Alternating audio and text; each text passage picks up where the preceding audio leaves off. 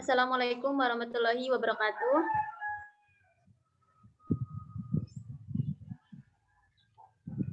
Bismillahirrahmanirrahim. Wabarakatuh.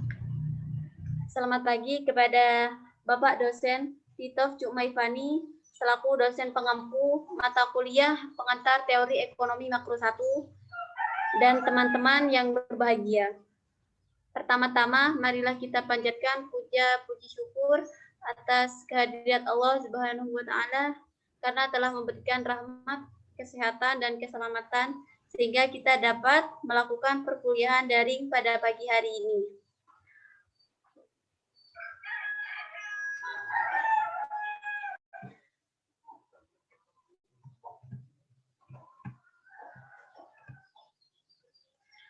Adapun topik yang akan kami bahas adalah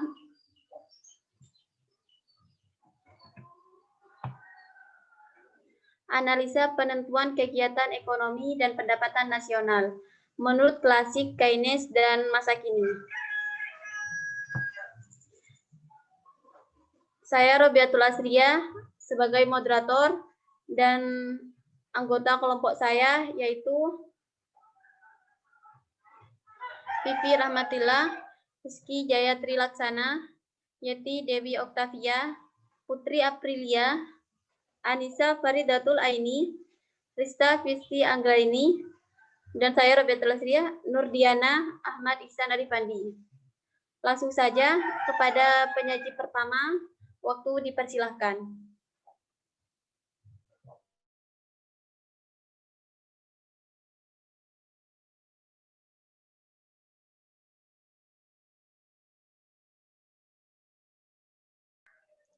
Baik, terima kasih. Langsung saja. A. Pandangan para ahli-ahli ekonomi klasik mengenai suatu penentuan tingkat kebijakan ekonomi. Menurut pendapat para ekonom klasik, apabila pada pihak produsen menaikkan produksi mereka atau menciptakan jenis-jenis barang yang baru, maka dalam suatu perekonomian akan selalu terdapat permintaan terhadap barang-barang tersebut. Keyakinan para ekonom klasik tersebut dapat dilihat dari suatu pandangan Jean-Baptiste Say, di mana beliau adalah seorang ekonomi klasik atau ahli ekonomi dari Prancis. Menurut beliau, dalam setiap perekonomian jarang sekali terjadi masalah dalam kelebihan produksi. Masalah kelebihan produksi apabila terjadi adalah suatu masalah sementara. Mekanisme pasar akan membuat penyesuaian sehingga akhirnya jumlah produksi akan mengalami penurunan di sektor yang mengalami kelebihan produksi dan akan naik pada sektor di mana permintaan terhadap produksi mereka sangat berlebihan.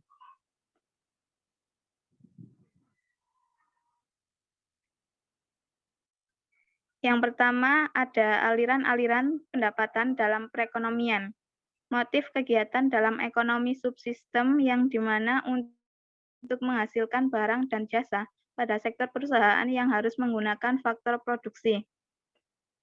Misalnya upah, sewa, bunga, dan untung, dan di mana sebagai penyedia faktor-faktor produksi pada sektor rumah tangga yang merupakan para konsumen dari barang dan jasa yang diproduksi oleh sektor perusahaan. Yang kedua, penentuan suku bunga. Suku bunga dapat menentukan besarnya tabungan maupun investasi yang akan dilakukan dalam perekonomian. Setiap perubahan dalam suku bunga dapat menyebabkan suatu perubahan pula dalam tabungan rumah tangga dan permintaan dana untuk investasi perusahaan. Perusahaan-perusahaan tersebut yang dapat terjadi dalam suku bunga akan terus-menerus berlangsung sebelum munculnya kesamaan di antara jumlah tabungan dengan jumlah permintaan dana investasi yang tercapai.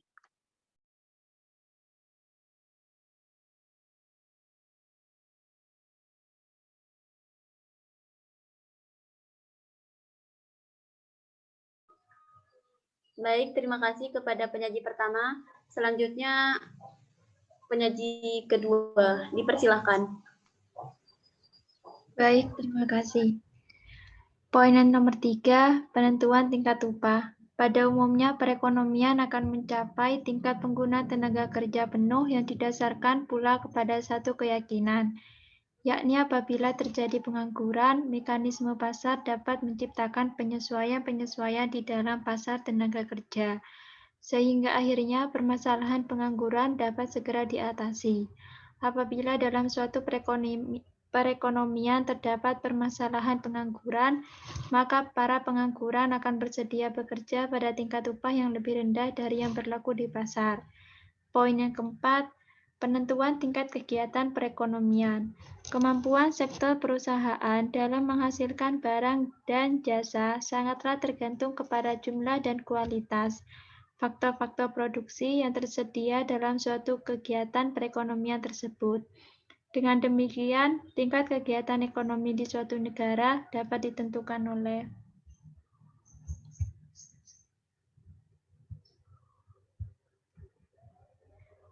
A. Jumlah barang modal yang tersedia dapat digunakan dalam perekonomian. B. Jumlah dan kualitas para tenaga kerja yang tersedia dalam perekonomian. C. Jumlah dan jenis kekayaan alam yang dapat digunakan. D. Tingkat teknologi yang dapat digunakan.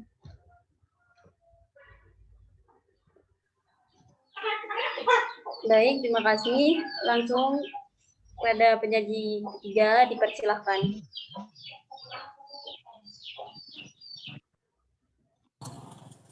Oke, terima kasih. Selanjutnya yang B, kritik Keynes terhadap pandangan klasik. Keynes tidak menyetujui pandangan yang paling pokok dalam teori klasik, karena penggunaan tenaga kerja penuh akan selalu tercipta dalam suatu perekonomian. Keynes berpendapat bahwasanya penggunaan tenaga kerja penuh adalah keadaan yang jarang terjadi. Dalam hal ini disebabkan karena kekurangan permintaan agregat yang berwujud dalam perekonomian. Terima kasih.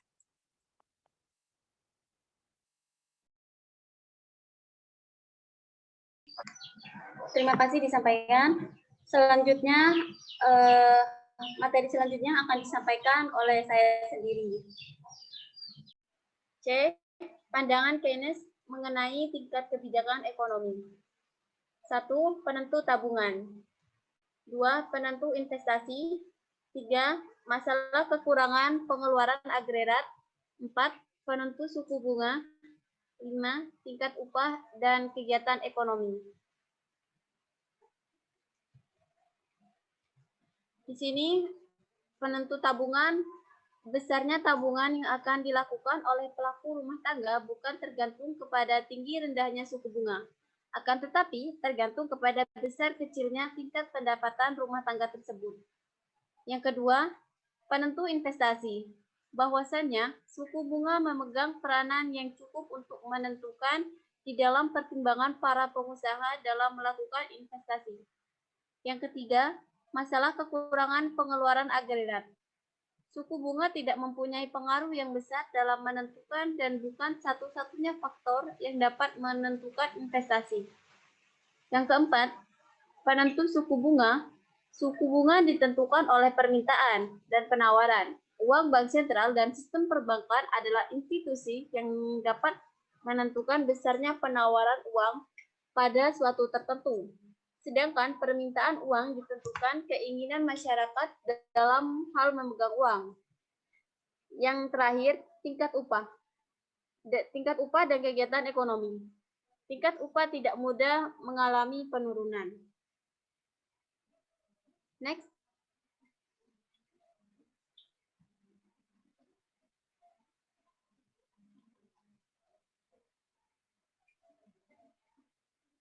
Analisis Keynes menunjukkan tentang pentingnya peranan dari pengeluaran agregat ke atas jumlah barang dan jasa yang akan diproduksikan oleh sektor perusahaan di dalam menentukan tingkat kegiatan ekonomi. Analisis Keynes lebih banyak memperhatikan aspek permintaan, yaitu menganalisis mengenai peranan dari permintaan sebagai golongan masyarakat di dalam menentukan tingkat kegiatan ekonomi yang akan dicapai oleh suatu perekonomian. Pada hakikatnya, analisis tersebut berpendapat bahwa tingkat kegiatan ekonomi negara ditentukan oleh besarnya permintaan efektif, yaitu permintaan yang disertai oleh kemampuan untuk membayar barang dan jasa yang diminta tersebut, dan yang wujud dalam perekonomian. Selanjutnya, Kepada penyaji dipersilakan. D. Pandangan modern dalam penentuan tingkat kegiatan. Poin pertama, aliran-aliran pendapatan dalam perekonomian modern. Kegiatan ekonomi modern yang mana penerima-penerima pendapatan akan menyisihkan pendapatan mereka untuk ditabung. Tabungan ini akan dipinjamkan kepada pengusaha dan mereka dapat menggunakan tabungan ini untuk investasi, yakni melakukan pembelian barang-barang untuk modal. Investasi akan menambah jumlah barang-barang modal yang tersedia dan dapat meninggikan kemampuan perekonomian tersebut untuk menghasilkan barang-barang kebutuhan masyarakat. Poin kedua, pendekatan terkini dalam penentuan kegiatan perekonomian. Biasanya, penduduk di negara maju berprofesi di sektor industri saja, sehingga memiliki pendapat tinggi. Sementara di negara-negara berkembang mengalami pertumbuhan ekonomi yang lambat.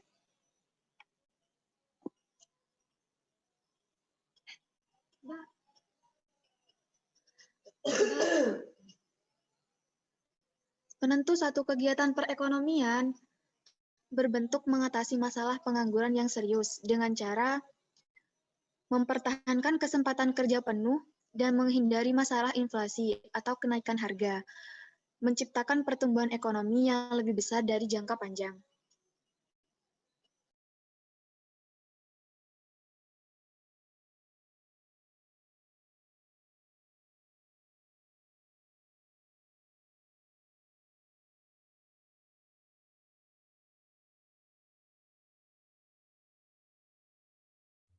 Baik, terima kasih. Selanjutnya dipersilakan.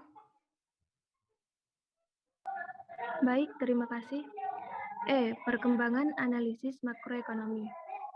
Analisis makroekonomi yang dikemukakan setelah masa golongan Keynesian dapat dibedakan dalam 4 pemikiran, yakni golongan monetaris dipelopori, ekspektasi rasional atau klasik baru, ekonomi segi penawaran, dan Keynesian baru.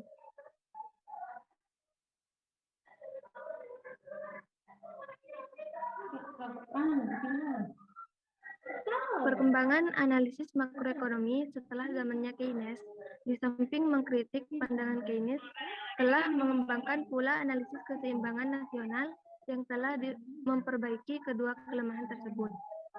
Di dalam analisis tersebut digunakan kurva permintaan agregat atau kurva AD dan kurva penawaran agregat atau kurva AS. Dalam teori keuangan modern tersebut yang dikembangkan oleh Keynes, suku bunga ditentukan oleh permintaan dan penawaran uang. Bank sentral dan sistem perbankan adalah institusi yang dapat menentukan besarnya suatu penawaran uang pada dalam waktu tertentu.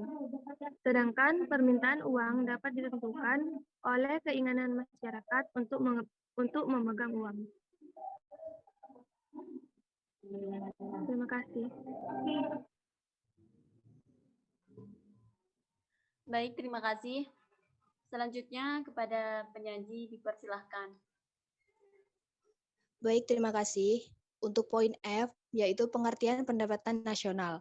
Pendapatan nasional adalah suatu tolak ukur yang digunakan untuk memperhitungkan suatu perekonomian negara untuk memperoleh gambaran tentang perekonomian yang sudah dicapai mengenai jumlah pendapatan masyarakat suatu negara dalam periode waktu tertentu dan nilai pengeluaran yang diproduksi dalam kurun waktu 1 tahun. Data pendapatan nasional yang sudah diperoleh dapat digunakan untuk membuat perkiraan tentang perekonomian negara tersebut pada masa yang akan datang. Pendapatan nasional bisa berarti produk domestik bruto atau PDB atau gross national product atau GNP. Bisa juga berarti produk nasional bruto atau PNB, gross national product atau GNP, dan bisa berarti national income atau NI, yang juga merupakan beberapa pengertian dari pendapatan nasional. Dari ketiga konsep di atas, masih ada konsep lain yang digunakan untuk menilai suatu prestasi perekonomian suatu negara setiap tahun.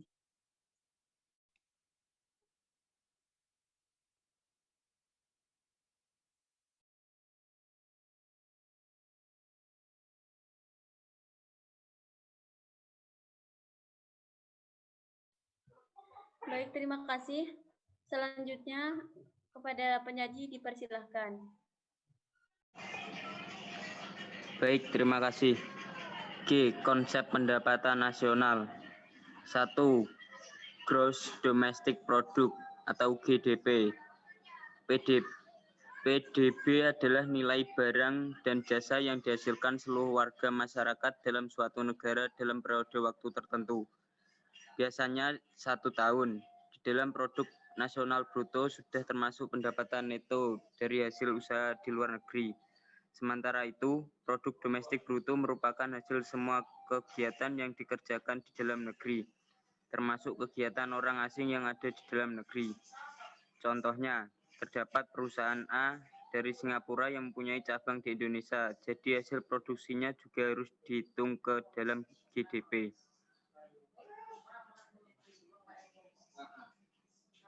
Tanggaku malah dol ngono kuwi sing bekane hubungan, dol murah-murah.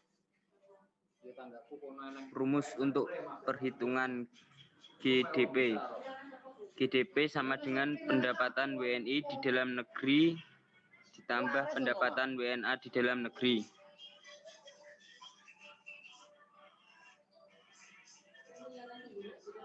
Dua, Gross National Product atau GNP. Gross National Product GNP atau produk nasional kotor sering disebut produk nasional bruto atau PNB adalah seluruh nilai produk, barang dan jasa yang dihasilkan masyarakat untuk masyarakat suatu negara dalam periode waktu tertentu, biasanya 1 tahun, termasuk di dalamnya yaitu produk atau barang dan jasa yang dihasilkan masyarakat negara tersebut yang berada di luar negeri. Barang dan jasa yang dihasilkan warga negara asing yang bekerja di dalam negeri tidak termasuk unsur GNP.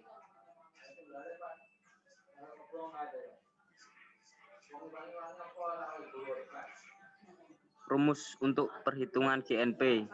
GNP sama dengan pendapatan WNI di dalam negeri ditambah pendapatan WNI di luar negeri. Atau GNP sama dengan pendapatan WNI di luar negeri dikurangi pendapatan WNA di dalam negeri. Atau GNP sama dengan GDP dikurangi pendapatan neto atas faktor dari luar negeri. Yang ketiga, Net National Product atau NNP. Net National Product atau produk nasional neto adalah jumlah barang dan jasa yang dihasilkan masyarakat dalam periode tertentu, biasanya 1 tahun, setelah dikurangi penyusutan. Intinya dari NNP merupakan konsep pendapatan nasional yang dilihat dari laba yang diperoleh, karena tujuan dari NNP adalah untuk mencari neto atau nilai bersih dari suatu produksi.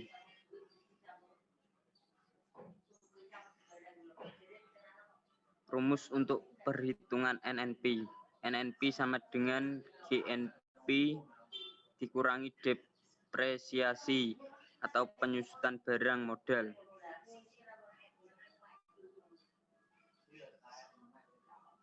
Empat, Net National Income. Net National Income atau NNI atau pendapatan nasional neto adalah jumlah seluruh penerimaan yang diterima masyarakat dalam periode tertentu, biasanya 1 tahun setelah dikurangi pajak tidak langsung.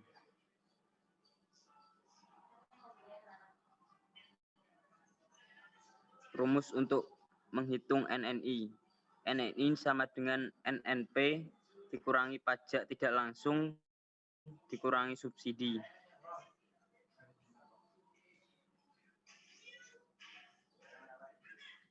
5. Personal income atau PI. Personal income atau pendapatan perseorangan adalah jumlah seluruh penerima yang diterima masyarakat yang benar-benar sampai ke tangan masyarakat.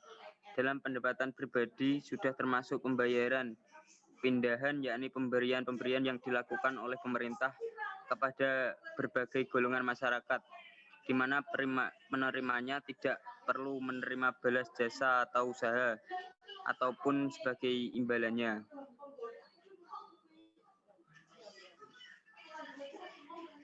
Rumus untuk menghitung PI. PI sama dengan NNI dikurangi laba ditahan ditambah iuran asuransi ditambah iuran jaminan sosial ditambah pajak perseorangan.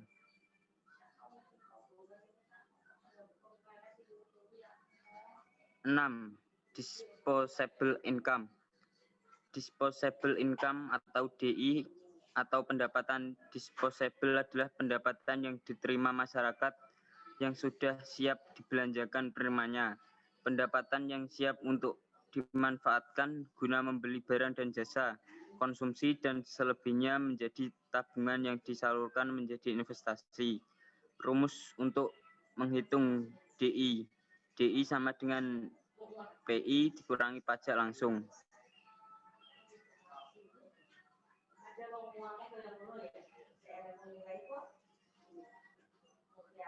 Rumus untuk menghitung DI. DI sama dengan PI dikurangi pajak langsung. Baik, terima kasih. Selanjutnya kepada penyaji dipersilakan. Baik, terima kasih. Poin H, proses perhitungan pendapatan nasional. Yang pertama, metode output approach atau metode produksi. Pendekatan produksi di mana menjumlahkan nilai seluruh produk yang dihasilkan suatu negara dari bidang industri, agraris, ekstraktif, jasa, dan niaga selama satu periode tertentu. Nilai produk yang dihitung dapat melalui pendekatan ini dan merupakan nilai jasa dan barang, jadi bukan bahan mentah atau barang setengah jadi. Yang kedua, metode pendapatan atau income approach. Metode pendapatan di mana dapat menjumlahkan pendapatan dari faktor-faktor produksi yang dapat digunakan untuk menghasilkan barang dan jasa, yakni A. Pendapatan para pekerja, yakni gaji atau upah. B. Pendapatan dari usaha perorangan. C. Pendapatan dari sewa. D. Pendapatan dari bunga. E. Keuntungan perusahaan. Yang ketiga, metode pengeluaran atau expenditure approach. Pendekatan pengeluaran di mana menghitung jumlah seluruh pengeluaran yang digunakan untuk membeli barang dan jasa yang diproduksi dari suatu negara dalam satu periode tertentu.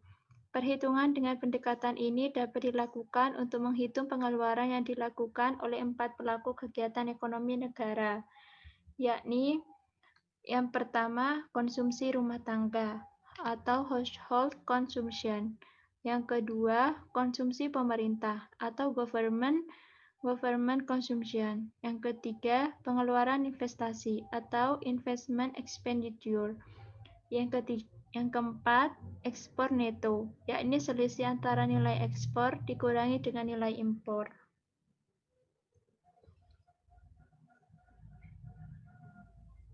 Baik, terima kasih. Selanjutnya penyaji yang terakhir dipersilahkan. Baik, terima kasih. I. Tolak ukur suatu keberhasilan perekonomian. Untuk mendapatkan gambaran mengenai struktur dan fungsi perekonomian secara menyeluruh, analisis makroekonomi dalam keberhasilan suatu perekonomian akan cenderung memandang konsumen atau rumah tangga sebagai unit dan perusahaan. Sebagai sektor bisnis, pelaku di sektor publik, baik di tingkat lokal maupun pusat, besaran-besaran yang diperhatikan pun meliputi output nasional, pengeluaran konsumsi dan investasi agregat, tabungan nasional, tingkat harga umum, dan inflasi. Pengangguran dan kesempatan kerja, nilai tukar mata uang, neraca pembayaran, anggaran pemerintah, tingkat bunga, permintaan uang beredar, dan lain sebagainya. Pendapatan nasional merupakan ukuran penting kinerja ekonomi baik jangka pendek maupun panjang. Produk nasional seperti banyaknya penelitian dan inovasi baru yang ditemukan dikembangkan. Inovasi-inovasi ini memungkinkan untuk munculnya industri-industri baru yang dapat mempengaruhi percepatan pertumbuhan ekonomi, baik dalam jangka pendek maupun jangka panjang. Next. Terima kasih. Negara yang mempunyai kekuatan ekonomi ialah negara yang mempunyai keunggulan, terutama keunggulan di bidang teknologi. Karena dengan memiliki keunggulan teknologi, sebuah negara akan menghasilkan sebuah inovasi-inovasi baru, mulai dari produk, proses, desain, dan juga kemampuan untuk mengaplikasikan serta memasarkan inovasi tersebut. Neraca perdagangan ekspor-impor dari negara tersebut akan menjadi salah satu cerminan kekuatan perekonomiannya. Dampak dari sosialisasi inovasi tersebut sebenarnya akan meningkatkan pendapatan suatu negara dengan menekan dana ke luar negeri. Dalam arti pembayaran royalti atas pelisensian teknologi yang diindustrikan aset-aset kekayaan intelektual itu seperti hak paten untuk penemu atau inventor, hak untuk mengandalkan bagi penulis, komposer atau sumber daya mineral dalam kurung minyak, gas, bahan logam, dan tambang lainnya. Untuk itulah diperlukan adanya upaya untuk mendukung percepatan pembangunan melalui perkembangan inovasi-inovasi baru di berbagai bidang. Baik, saya kembalikan ke moderator.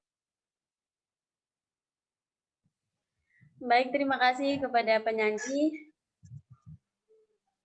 Demikian tadi presentasi kelompok kami. Mari kita mengucapkan alhamdulillah. Alhamdulillahirabbil alamin. Alhamdulillahirabbil alamin. Dari teman-teman, jika ada yang mau ditanyakan, bisa ditanyakan besok saat diskusi. Saya sebagai moderator mohon maaf atas kekurangannya dan terima kasih. Wassalamualaikum warahmatullahi wabarakatuh. Waalaikumsalam. Waalaikumsalam warahmatullahi wabarakatuh.